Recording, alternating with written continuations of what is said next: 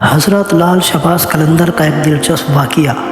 حضرت لال شہباز قلندر کہیں تشریف لے جا رہے تھے تو ایک ریچھ نچانے والے پر نظر پڑی تو آپ نے پوچھا تم کون ہو؟ وہ بولا میں قلندر ہوں۔ اس دور میں ریچھ نچانے والے کو بھی قلندر کہتے تھے۔ آپ بے اختیار ہو کر مسکرا دیے۔ یہ بات اس ریچھ والے کو پسند نہ آئی۔ کہنے لگا آپ کون ہیں؟ آپ نے فرمایا میں بھی قلندر ہوں۔ کہنے لگا آپ کیسے قلندر ہیں؟ نہ آپ کے پاس ریچھ ہے نہ ڈگڈگی ہے، تو آپ تماشا کیسے دکھائیں گے؟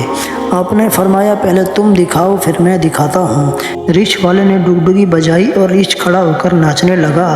ریچھ والے نے آپ سے کہا اب آپ کی باری ہے۔ حضرت لال شہباز قلندر نے دو درختوں کی ٹہنیوں پر کھڑے ہو کر ریچھ والے کو فرمایا کہ نیچے سے گزر جاؤ، اور مگر یاد رکھنا جانا مگر واپس مت آنا۔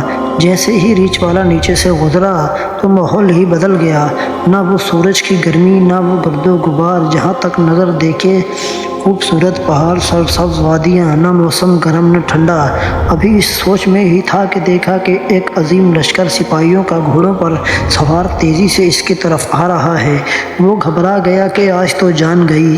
پاس پہنچ کر لشکر کا سپہ سالار اس کے پاس آیا۔ اس سے پہلے کہ وہ کچھ کہتا، سپہ سالار ریچھ والے کو بولے بادشاہ سلامت، آپ کہاں غائب ہو گئے تھے؟ آپ کی سلطنت آپ کا انتظار کر رہی ہے، اور ملکہ عالیہ کا رو رو کر برا حال ہوا ہے۔ اب وہ حیران پریشان شاہی گھوڑوں پر سوار ہو کر ساتھ چل دیا۔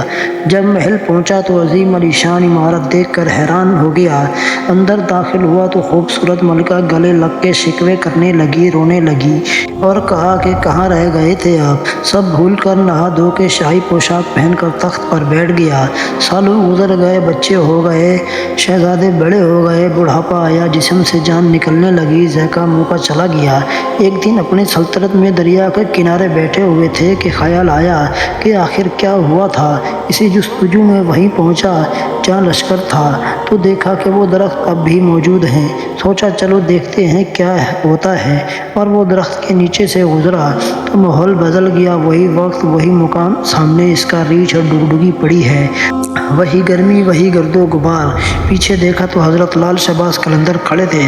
اس کی حالت غیر ہو گئی۔ بولا جناب میری سلطنت، میری ملکہ، میرے شہزادے۔ تو لال شہباز قلندر نے فرمایا یہ سب تماشا تھا۔